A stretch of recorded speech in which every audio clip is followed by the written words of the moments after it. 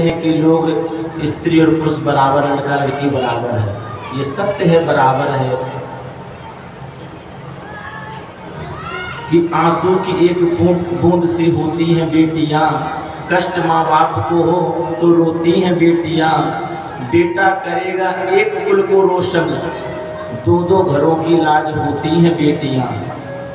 कोई नहीं है एक दूसरे से कम दोस्तों, बेटा अगर हीरा है तो कोहिनूर बेटियां।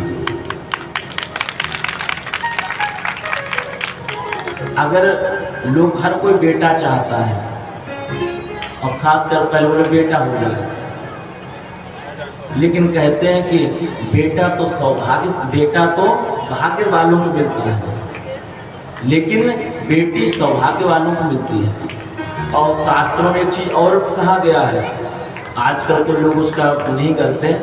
पहले ये था जिस घर में बेटी नहीं हो उस घर में कन्या नहीं दी जाती थी। अगर घर में बेटी नहीं है तो कन्या नहीं दी जाती थी।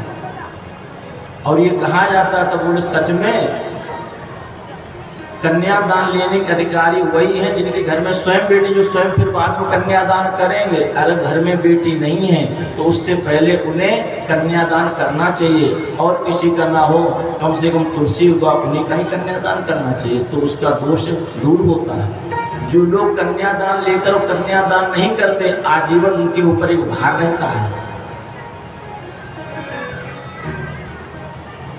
लेकिन उसका भी एक कारण है, आज लोग बेटी क्यों नहीं चाहते हैं।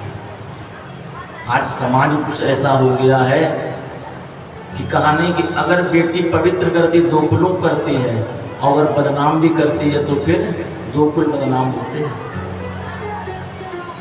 आजकल स्वच्छंदता को कुछ दूसरा ही रूप दे दिया गया है। अच्छा, आप लोग माताएं बहनें यही कहेंगे आखिर हम तो सब बराबर हैं, फिर हमारे ऊपर इतने नियम क्यों थोप दिए गए। जहाँ देखो वहाँ स्त्रियों के ही नियम है, पुरुषों के लिए कोई नियम। पति तो धर्म पालन करें, हम करें, पति कुछ नहीं करें। हमने अपने गुरु जी से प्रश्न पूछा था जब हम पढ़ते थे, हमें भी ये बात सही लगी। हमने यही कहा, सब लोग बैठे उन्होंने गुरु जी एक चेताव, जितने नियम है सारी स्त्रियों के लिए, पुरुषों के लिए कोई नियम नहीं है। तो उन्होंने बड़ा ही अच्छा दृष्टांत दिया और समझ में आ गया। शायद यहाँ पे जो माताएं बहनें बैठी उनको भी समझ में आ जाएगा। बोले एक सुनार को देखा, बोले हाँ। बोले सुनार की दुकान कैसी होती है, बोले बहुत अच्छा शीशा ऐसा लगा रहता है। वो उसके बाहर लॉकर कैसे होते हैं, वो 3-4 ताले लगाता है। बोले अंदर एक, अब उससे हीरा मांगने के लिए जाओ, फिर वो अंदर लेके जाएगा, एक संदूक रखी होगी, फिर उसका ताला खोलेगा, फिर उसके अंदर एक और वो रखी होगी, वो खोलेगा, उसके अंदर और एक डिब्बी रखी होगी, उसमें निकाल के और हीरा दिखाएगा। कितनी हिफाजत से हीरा रखता है। बोले क्यों इतनी हिफाजत से क्यों रखता है। बोले हीरा का मूल्य कभी तक जब तो उसमें थ्रेड नहीं आती है, उसमें अगर वो हीरा गिर गया और वो टूट गया तो उसका कोई मूल्य नहीं है। वो बोले वही अगर बाहर जाओ, लोहा लग, ये लोहा जो होता है, बारिश हो चाहे कुछ भी हो, लोग अगर जिनकी लोहे की दुकान होती है सरिया वगैरह की, बाहर ही छोड़ देते, अंदर दुकान अंदर नहीं रखते, बाहर पड़ा हुआ रहता है, चाहे बारिश हो चाहे कुछ भी हो।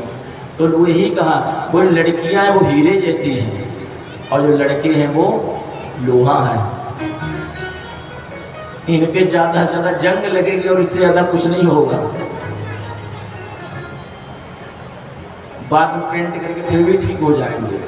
उसका भी एक और कारण सुन लो, क्योंकि जो संतति जन्म लेती है वो सबसे ज्यादा पिता का तो एक अंश होता है, एक अंश होता है, और पूर्ण शरीर, पूरा शरीर माँ के ही सब रक्त से बनता है, जैसा उसका व्यवहार होता है।